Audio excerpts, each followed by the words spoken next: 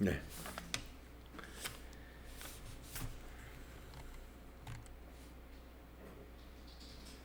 자, 이번 시간에는 345페이지에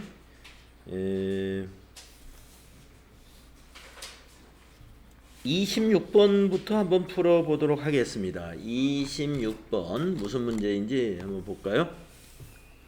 다음 중 유형자산 취득 시 회계 처리에 대한 설명으로 옳지 않은 것은 이랬습니다. 유형자산 취득과 관련된 회계 처리.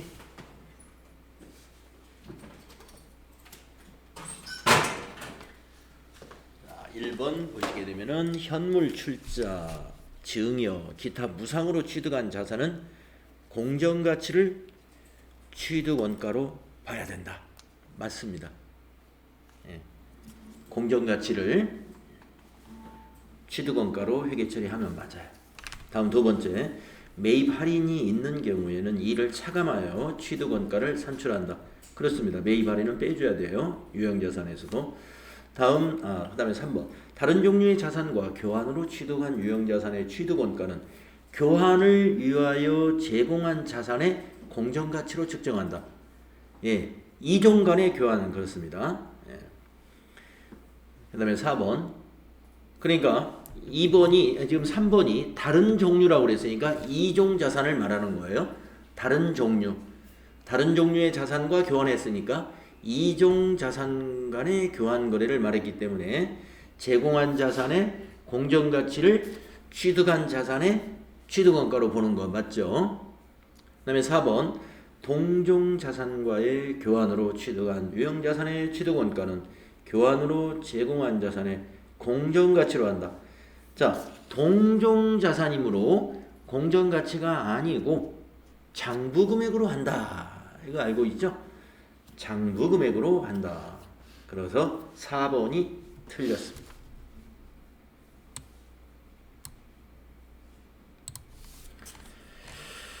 다음은 28번 한번 해봅시다. 28번 뭔가 계산을 많이 해야 될 문제 같은데 한번 해보겠습니다. 주식회사 한공은 21년 1월 1일에 200만원의 기계장치를 구입했다. 기계장치의 추정 내용 연수는 5년이며 잔존가치는 20만원으로 추정이 된다. 주식회사 한공은 22년도 7월 1일에 이 건물을 200만원에 처분하였다. 주식회사 한공이 정액법을 사용하는 경우와 연수합계법을 사용하는 경우 인식하는 각각의 처분 손익은 얼마냐. 자, 그러니까 정액법으로 했을 때 감가상각 누계액이 다르고 연수합계법으로 했을 때 감가상각 누계액이 서로 다르기 때문에 처분 손익도 달라지겠죠. 장부금액이 서로 다르니까. 그래서 이 문제는 정액법과 연수합계법으로 감가상각을 정확히 해서 장부금액을 산출해 가지고 처분금액과 차이가 어떻게 되는지 판단을 해봐야 됩니다. 자, 그러면 먼저 정액법으로 감가상각을 먼저 해보겠습니다.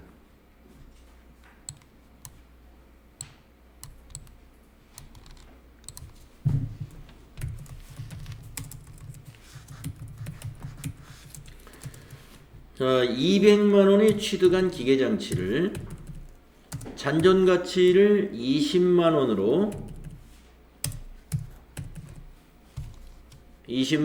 추정을 했기 때문에 대상금액, 감가상각 대상금액은 180만원이고요. 정액법에서는 나누기 내용연수를 하면 되잖아요. 5년이기 때문에 5로 나누어집니다. 180만원 나누기 5 해봤더니 36만원이 나옵니다.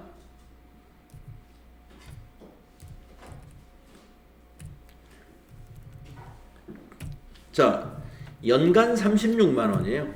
예, 매년 36만원이 되는 겁니다. 그래서 21년 1월에 취득을 했으므로 1년 6개월 있다가 처분한 거죠.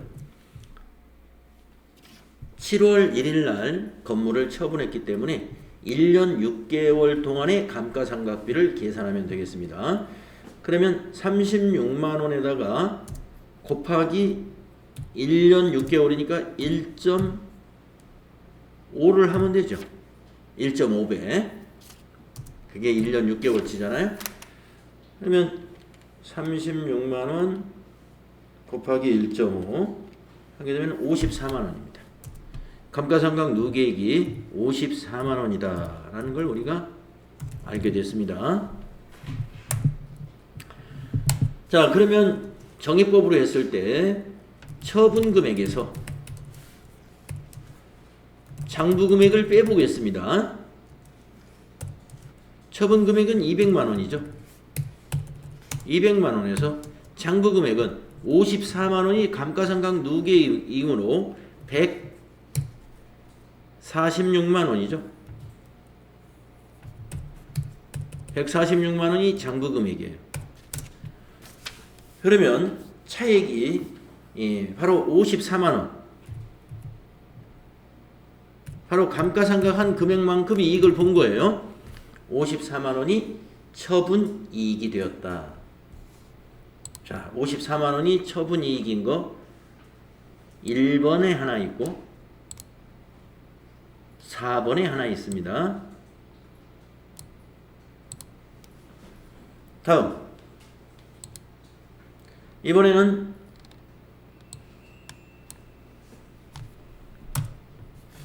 연수합계법으로 감가상각을 해보겠습니다. 자, 200만 원에 취득했고요. 잔존가치가 20만 원으로 추정을 했습니다.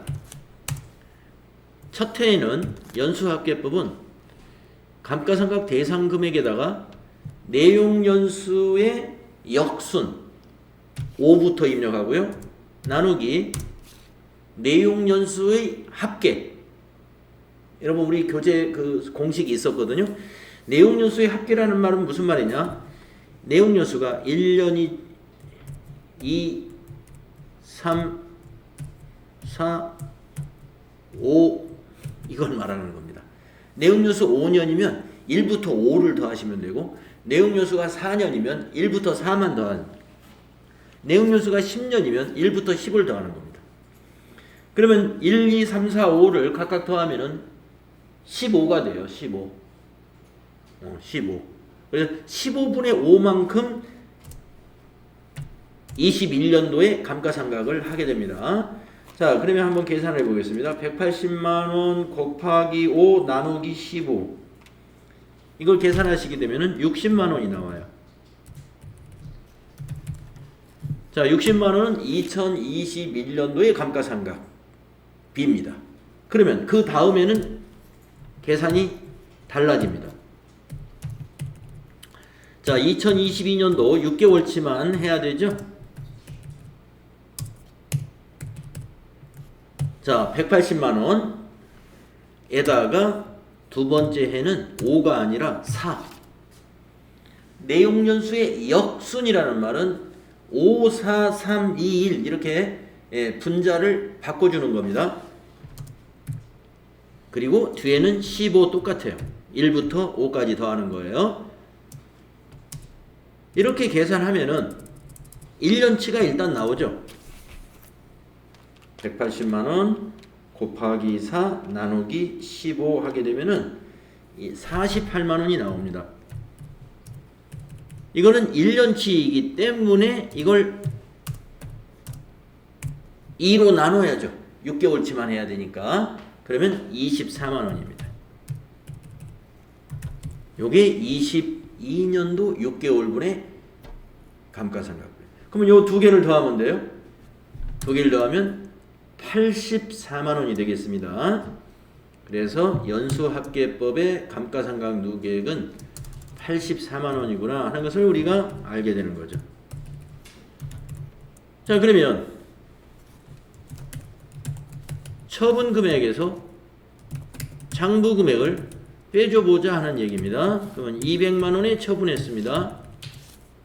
빼기 장부금액은 200만원에서 84만원을 빼면 116만원입니다. 116만 원을 여러분이 빼주게 되면은 그 차액이 이익이에요. 그래서 84만 원이 차익이 나오는 84만 원. 바로 감가상각 누계액만큼의 이익이 나온 거예요. 왜냐면 우리가 처분 금액이 취득 금액으로 그대로 처분했기 때문에 1년 6개월 지나서 취득 금액을 우리가 처음에 새거 산 그 금액대로 처분했으니까 그동안 감가상각한 것만큼 이익이 나게 돼 있는 거죠. 그래서 84만 원 그만큼 이익이 났다. 네. 되게 감가상각 계산 문제에서는 정액법과 정율법이 주로 나오는 편이에요. 그러나 가끔 이렇게 연수합계법도 나올 수도 있습니다. 연수합계법 알아주시기 바랍니다.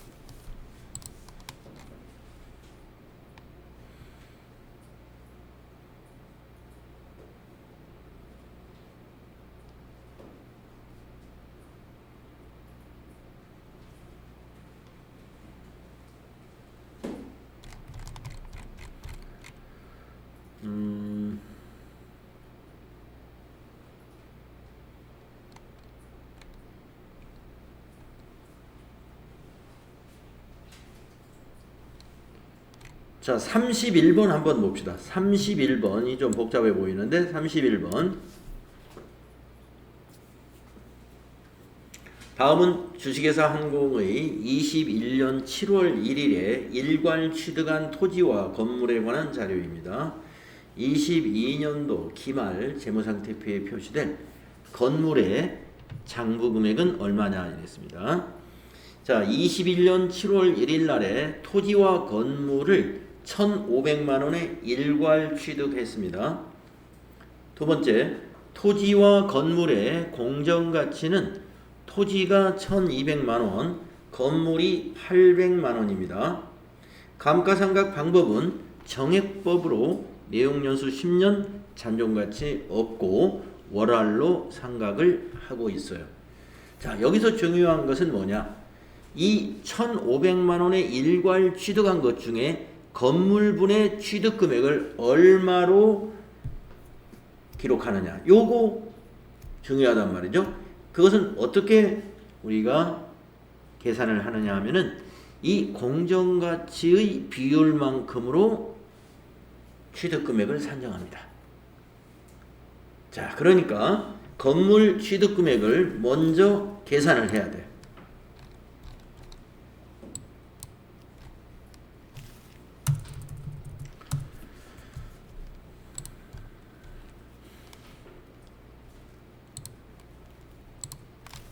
건물의 취득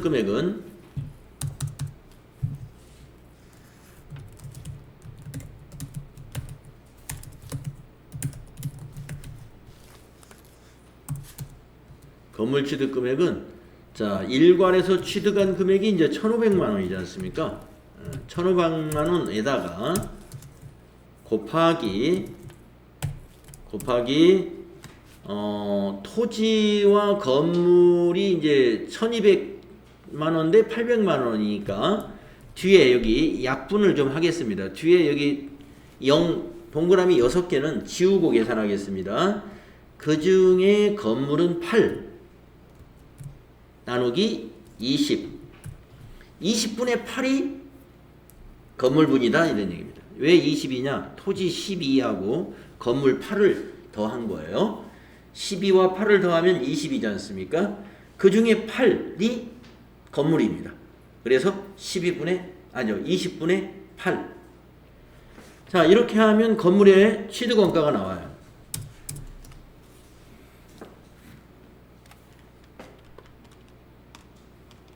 (1,500만 원) 곱하기 8 나누기 20 해야 돼요.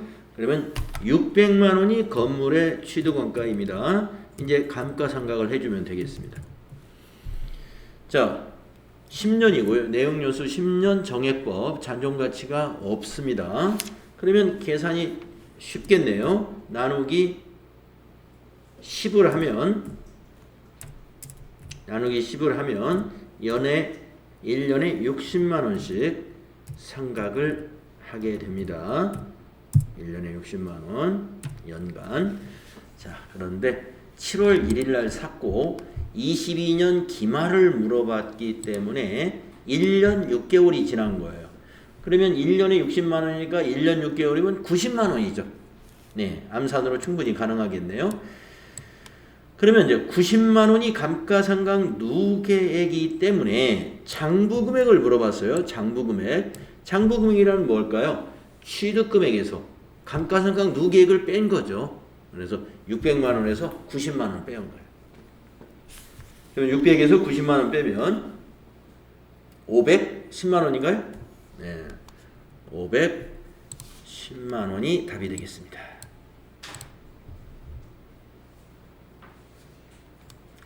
자, 31번 문제에서는 건물과 토지를 일괄하여 취득했을 때 어떻게 건물, 토지의 취득원가를 어떻게 나누느냐? 예. 어떻게 나누느냐? 공정가치 비율로 배분한다. 예. 공정가치 비율로 배분한다. 시가 비율로 배분한다. 정부 보조금 문제 한번 풀어보겠습니다. 32번 정부 보조금과 관련된 설명 중 옳지 않은 것은 이렇게 물었습니다. 1번 상환 의무가 없는 자산 관련 정부 보조금은 관련 자산 취득 시 그 자산의 가산 계정으로 회계 처리한다. 잘못됐죠? 답이 1번이네요. 옳지 않습니다.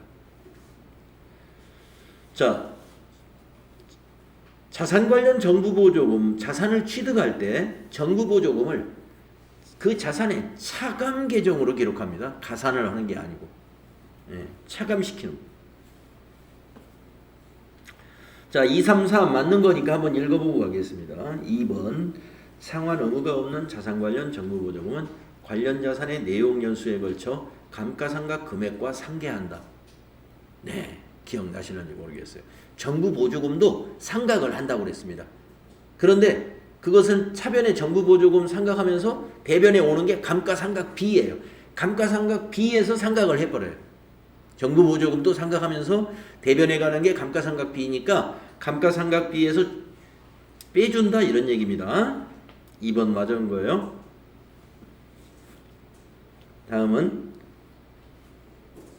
상환 의무가 없는 수익 관련 정부 보조금으로 특정 조건을 충족해야 하는 경우가 아니라면 정부 보조금을 받을 때 손익에 반영한다.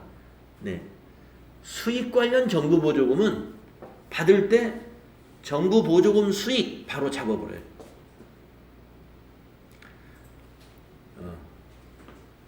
특정 조건을 충족해야 하는 경우라면은 수익으로 잡지 않고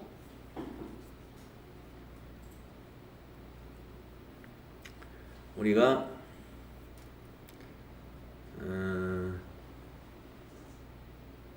뭐로 잡았었죠? 뭐 종업원을 채용해야 된다든가 그런 의무가 있을 때는 그 의무를 이행하고서 수익으로 잡죠. 일단 정부 보조금을 잡아놨다가 다음에 4번 상환 의무가 없는 수익 관련 정부 보조금이 특정 비용을 보전할 목적으로 지급하는 경우에는 특정 비용과 상계 처리한다. 네, 어떤 손실을 보전해 준다. 그러면 그 손실하고 상계 처리하면 되겠습니다. 자, 1번이 틀렸습니다. 다음 문제도 한번 풀어보겠습니다. 주식회사 한국은 22년 1월 1일 연구장비를 취득하는 조건으로 상환 의무 없는 정부보조금 50만원을 수령하고 연구장비를 100만원에 취득했습니다. 22년 재무상태표와 손익계산서에 계상될 감가상각 누계액과 감가상각비는 얼마인가? 단 연구장비의 내용 연수는 10년이요. 감가상각 방법은 정액법이며 잔존가치는 없습니다. 자, 연구장비를 지금 100만원에 취득했으니까요. 감가상각 누계액을 계산해 보겠습니다. 나누기 10년 하면 돼요. 그러면 1년에 10만원이네요. 100만 원 나누기 10년 하면은 정액법이니까요. 자, 22년 1월에 샀으니까 1년 만에 감가상각은 1년치만 하면 되죠. 그러면 감가상각 누계액은 5만 원이 아니고 10만 원이 돼야 돼요. 5만 원이 아니고 10만 원. 자, 2번과 4번이 10만 원입니다. 그러면 감가상각비는 얼마일까? 감가상각비는 처음에 분계가 차변의 감가상각비, 여기다 한번 써보겠습니다. 메모장에다 써볼게요. 메모장이 어디 갔나?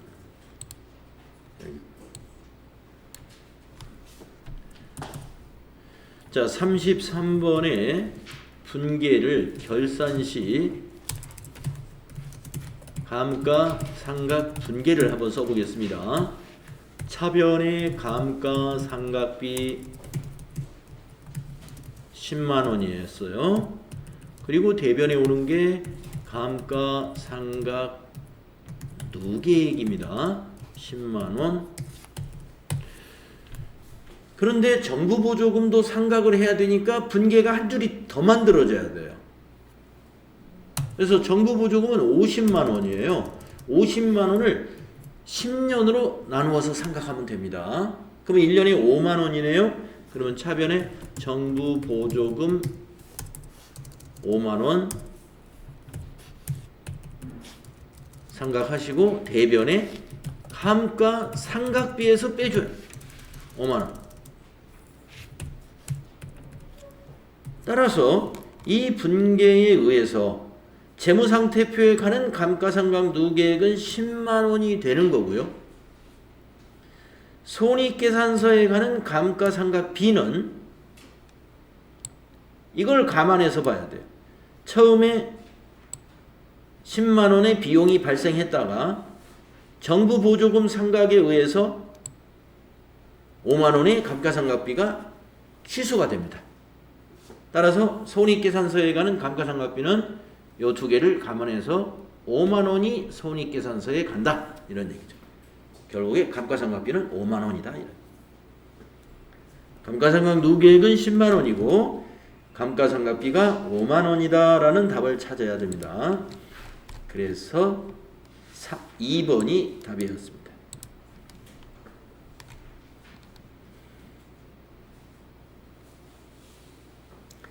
자, 34번도 정부보조금 문제니까요. 우리가 이제 정부보조금 문제는 FAT 1급에는 안 나옵니다만은 TAT 2급에 나오는 내용이니까 풀어보겠습니다.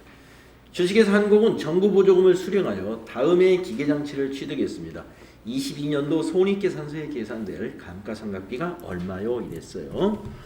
자, 이제 요령을 알았으니까 자 10만 원에 취득을 했는데요. 그 중에 정부보조금은 4만 원이었고요. 7월 1일 날 취득했고요. 정액법으로 상각을 하고 내용연수는 5년이고요. 잔존가치 없습니다. 물어본 것은 감가상각비를 물어봤으니까 감가상각비를 따져보겠습니다.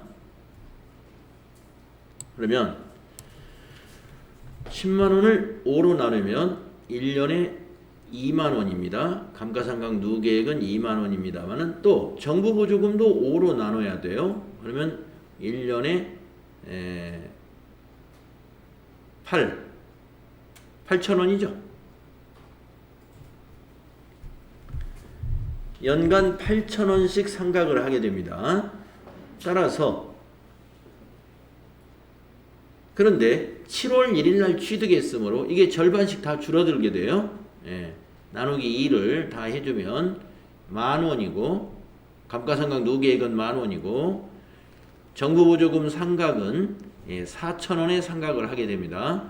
그러면 처음에 감가상각비가 만 원 나오겠죠. 근데 나중에 감가상각비 4천 원 빼줘야 되겠죠. 그래서 6천 원이 되겠다.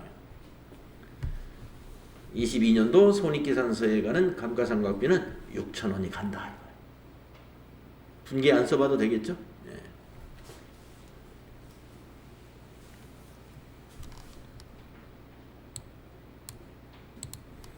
그 밑에 거도 정부 보조금 문제니까 풀겠습니다.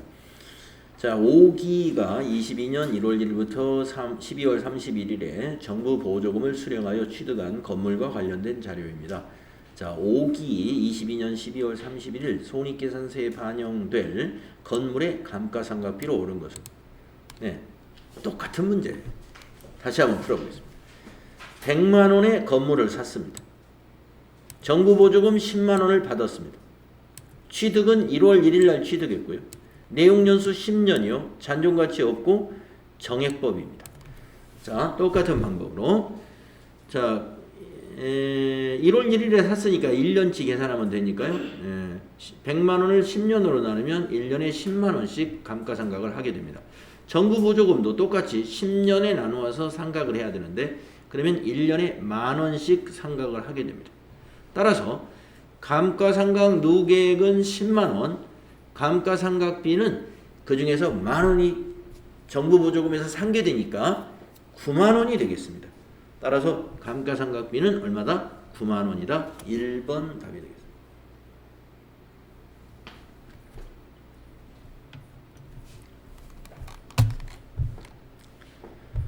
자, 36번도 풀겠습니다. 다음 주식회사 항공의 거래에 대한 회계 처리로 옳은 것은 자, 22년 1월 1일 기계장치 취득을 위해 상환 의무가 없는 정부 보조금 100만 원을 현금으로 수령했다. 네. 자, 정부 보조금 100만 원 현금 받았을 때의 분계를 찾아라 이겁니다. 차변의 현금, 대변의 정부 보조금 하면 돼요. 그런데 그 정부 보조금은 현금의 차감 계정인 거죠. 따라서 1가번이 답입니다.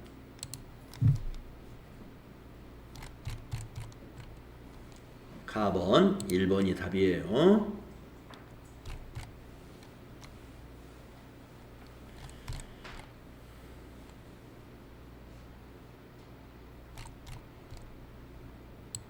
다음 37번도 해보겠습니다. 주식회사 항공이 정부 보조금을 수령하여 취득한 차량 운반구 관련 자료입니다. 22년 결산 정리 후 재무상태표에 차량 운반구의 장부 금액은 얼마일까요? 자, 차량 운반구 장부 금액 구하라는 겁니다. 자, 1월 1일 날 취득을 했고요. 120만 원에 취득을 했는데 그 중에 정부 보조금은 40만 원입니다. 내용 연수 5년이고요. 잔존가치 없이 정액법을 적용해서 감가상각을 합니다. 자, 그러면 나누기 5년 하겠습니다. 120만 원을 5년으로 나누면 1년에 24만 원씩 상각을 하게 됩니다. 정부 보조금은 얼마씩 나누기 5년을 해봅니다. 정부 보조금 40만 원을 5년으로 상각하면 1년에 8만 원씩 상각을 하게 됩니다. 자, 그러면은 결산 정리 후에 재무상태표의 차량 운반구 장부 금액은 어떻게 될까를 한번 따져보겠습니다. 감가상각 누계액이 24만 원이에요. 감가상각 누계액이 감가상각 누계액은 변화가 없죠. 자, 여러분, 장부 금액이라는 것은 취득원가에서 감가상각 누계액을 빼는 겁니다. 감누를 빼주는 거예요. 그런데 여기는 정부 보조금이 또 있어요. 정부 보조금도 한 번 더 빼주면 됩니다.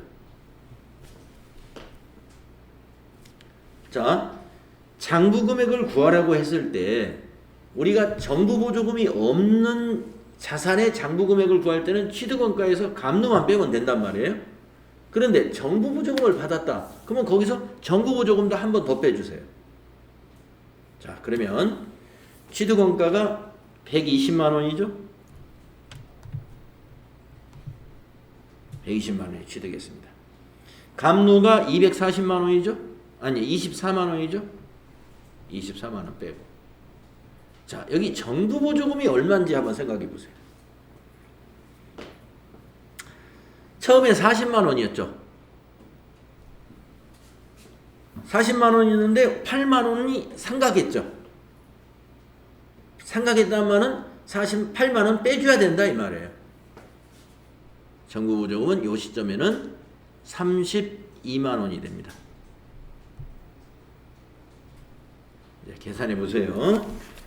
자, 120만 원에서 빼기 24만 원 빼기 32만 원 64만 원.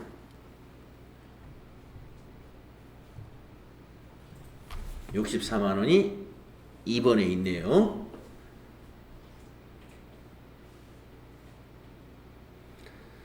자, 취득원가하고 감가상각 누계액은 여러분이 이제 많이 뭐 헷갈릴 것이 거의 없어요. 없는데 어디에서 헷갈리냐면 정부보조금에서 정부보조금을 자칫하면 40만 원을 빼면 안 돼요.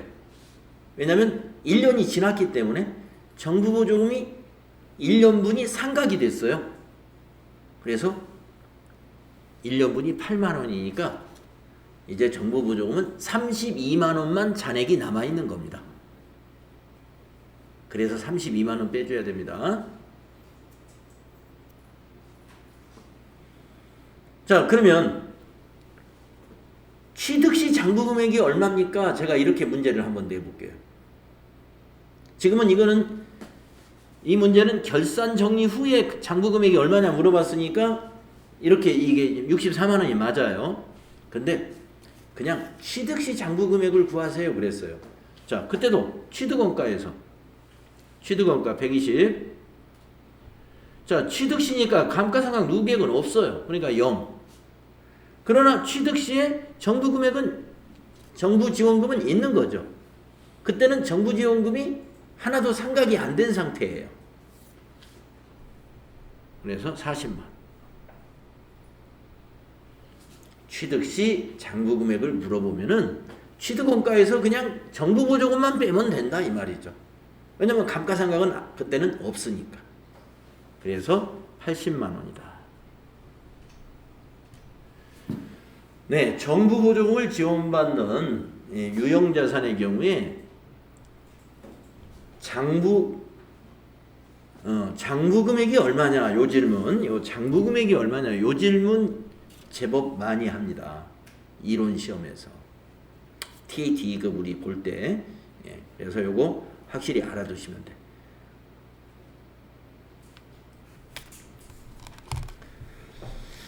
다음에 38번도 풀겠습니다. 다음은 주식회사 한공이 정부보조금을 수령하여 취득한 기계장치 관련 자료이다. 22년 손익계산서에 계상될 감가상각비는 얼마냐? 자, 22년 1월 1일 날 취득했어요. 그러면 1년 지난 겁니다. 300만 원에 취득했고요. 정부보조금이 50만 원이 있습니다. 내용연수는 5년이고요. 잔존가치가 10%가 있고요. 정액법으로 상각을 합니다. 자, 그러면 감가상각 대상 금액은 300이 아니고 10%를 빼야 되니까 270입니다. 그러면 270만 원을 상각을 하는데 나누기 5년 정액법이니까 5로 나누게 되면은 270만 원 나누기 5 해보니까 54만 원이 연간 감가상각비가 되겠습니다. 자, 그런데 차변의 감가상각비, 대변의 감가상각 누계액 54만 원 분계를 하고 나서 그 밑에 정부보조금 상각을 또 하는 거죠. 네, 정부보조금 상각, 정부보조금은 잔존가치 이런 거 없어요. 정부보조금에는 잔존가치를 적용하지 않습니다. 그냥 50만 원을 5년으로 그냥 나누면 됩니다. 그래서 50만 원을 5년으로 나누면 1년에 10만 원입니다. 그래서 정부보조금 상각한 것만큼 감가상각비에서 취소시키잖아요. 그래서 44만 원. 1번 감가상각비는 44만 원, 감가상각 누계액은 54만 원이 되는 겁니다.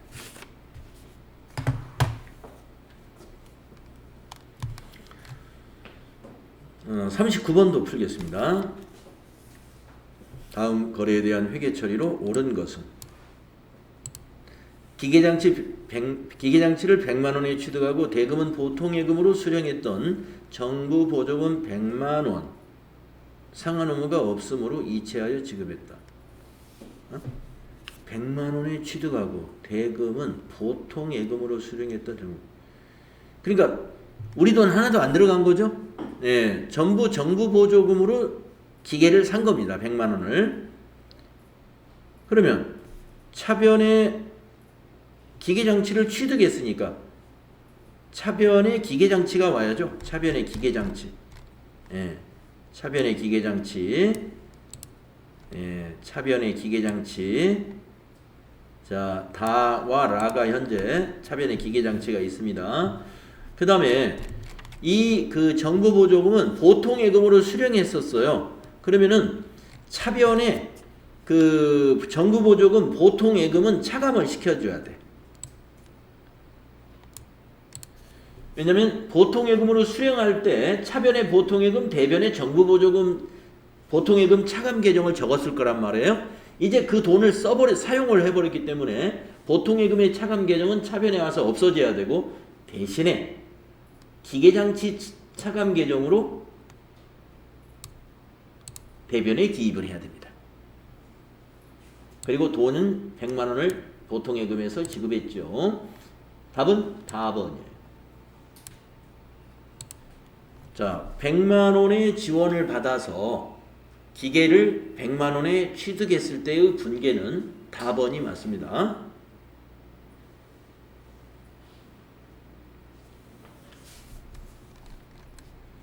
3번 되겠습니다. 네, 자, 유형자산 문제 다 해봤습니다. 다음은 부채와 자본.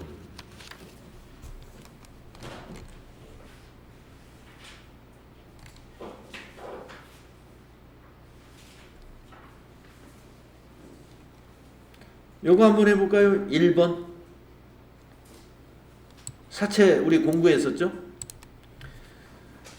주식회사 한공의 사채 관련 자료이다. 22년 12월 31일 사채 이자에 대한 회계 처리로 옳은 것은 사채 삼각표가 여기 나와 있는데요. 유효이자가 요게 이자 비용이 되는 거예요. 유효이자가. 그 다음에 현금으로 지급된 이자는 얼마인지 한번 보겠습니다. 액면이자. 액면이자가 이게 현금 지급되는 이자예요. 액면이자가. 자, 그러면 사채 이자에 대한 회계 처리를 찾아보면은 차변의 이자 비용은 요걸로 돼야 돼. 11만 4,236원. 네, 차변의 이자 비용. 네, 11만 4,236원. 대변의 현금은 10만 원이 가야 돼요. 대변의 현금 10만 원. 그러면 이제 차변과 대변의 차이만큼 요 상각액이 뭐예요? 사채 할인 발행 차금이 되는 것이죠. 사채 할인 발행 차금을 상각을 하게 됩니다. 네, 그래서 나번이 맞는 거죠? 답은 나번입니다.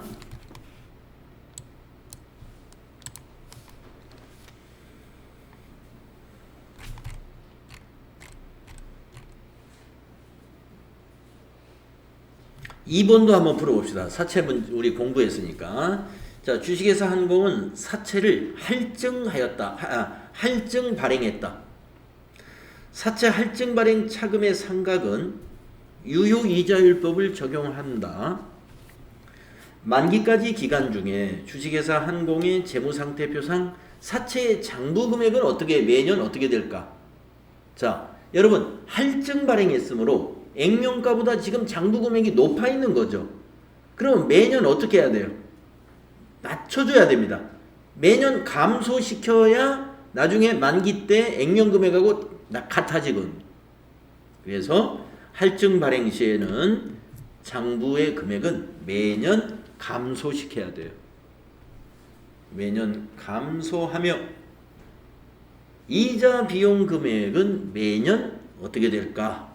자, 아까 1번 풀을 때 여러분 이자 비용이라는 건 유효이자율법에 의해서 발행 시 이자율을 곱해주는데 장부 금액에다가 곱해주는 거예요. 자, 아까 장부 금액이 매년 감소한다고 그랬죠.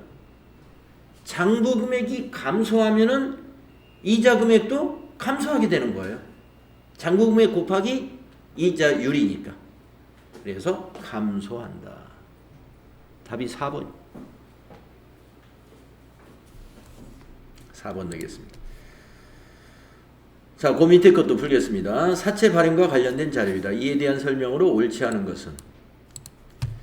자, 7월 1일 날 사채를 발행했고요. 3년 만기입니다. 표시 이자율은 10%, 시장 이자율은 12%예요. 할인 발행해야 되겠네요. 이자 지급은 연 1회 12월 31일이고 발행일의 회계 처리는 차변의 현금이 95,196원, 사채 할인 발행 차금이 이만큼 발생했습니다. 대변은 이거 오타 났네. 이거 여러분 대변에 현금이라고 되어 있나요? 네, 이거 고쳐 주십시오. 대변에 사채죠, 사채. 여기 현금으로 되어 있으면 좀 수정해 주시고. 자, 옳지 않은 것을 찾아라. 1번 보겠습니다. 사채는 비유동 부채로 분류한다. 맞죠? 2번 사채 발행 금액은 10만 원이다. 틀렸죠? 옳지 않은 거. 사채 발행 금액이 여기 현금으로 잡힌 요 금액이 이게 발행 금액이에요. 95,196원입니다. 3번 사채의 발행 방법은 할인 발행이다. 맞고 유효이자율법 적용 시 사채 할인 발행 차금 상가액은 매기 증가한다. 네, 상가액이 매기 증가합니다. 할인 발행 시에는 장부 금액을 증가시켜 가지고 액면 액면 이자 금액하고 갭이 자꾸 벌어져요. 더 커져. 그러니까 상가액이 증가하게 돼 있어요.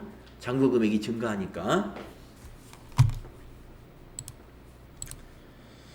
자, 그래서 2번 틀렸다는 거죠. 4번도 사채 문제는 다 풀어보겠습니다. 사채 회계 처리에 관한 설명으로 옳은 것은 1번 사채 계정에는 사채 발행 시 기업에 유입된 현금에서 사채 발행 비용을 차감한 금액이 기록된다. 사채 발행 비용은 사채 할인 발행 차금에는 가산이 되고요. 할증 발행 차금에서는 빼주게 됩니다. 예. 그러니까 사채에서 사채 발행 비용은 차감되어 있는 거나 마찬가지예요.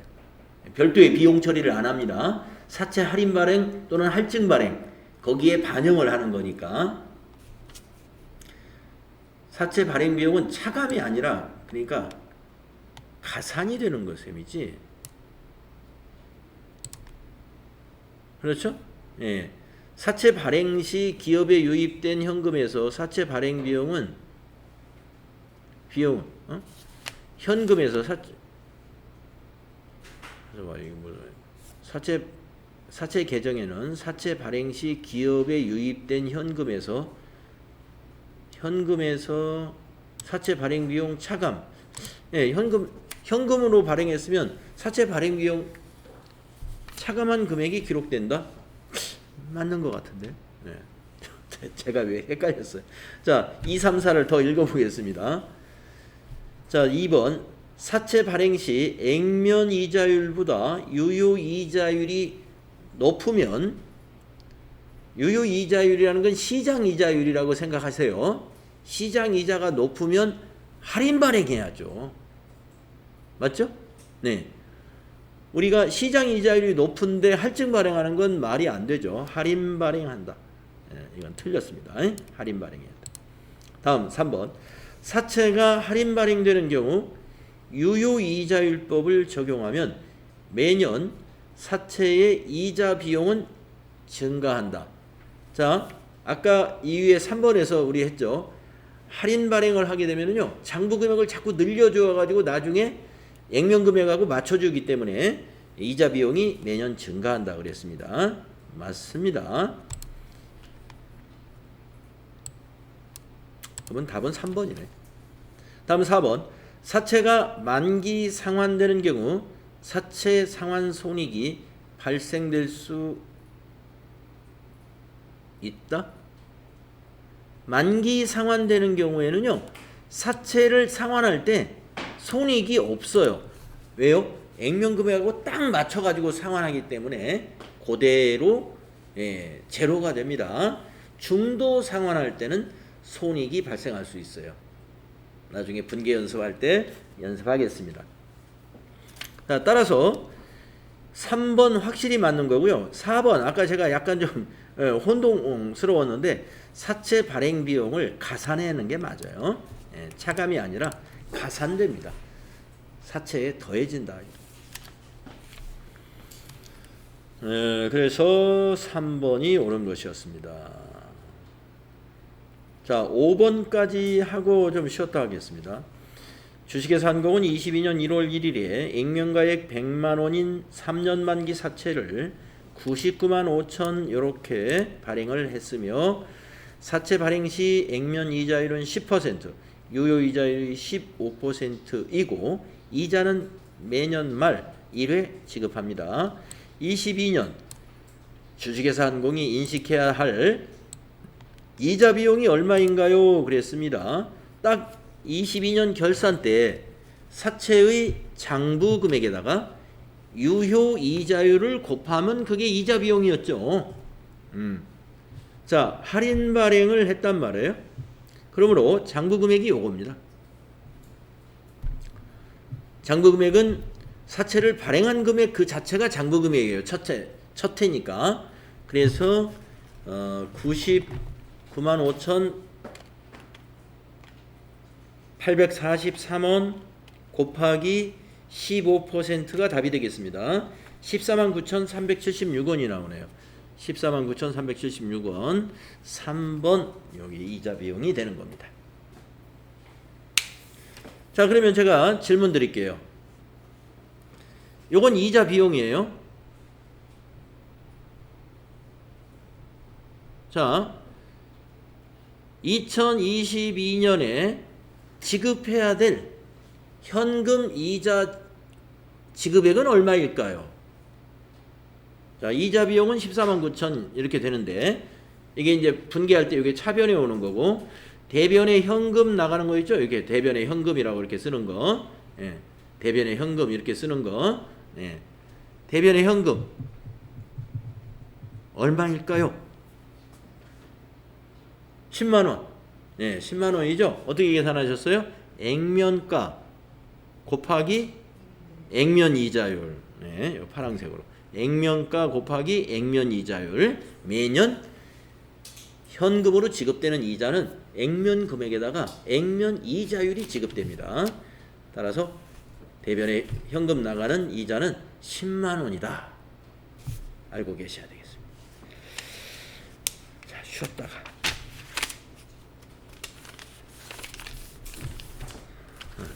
쉬었다 하겠습니다.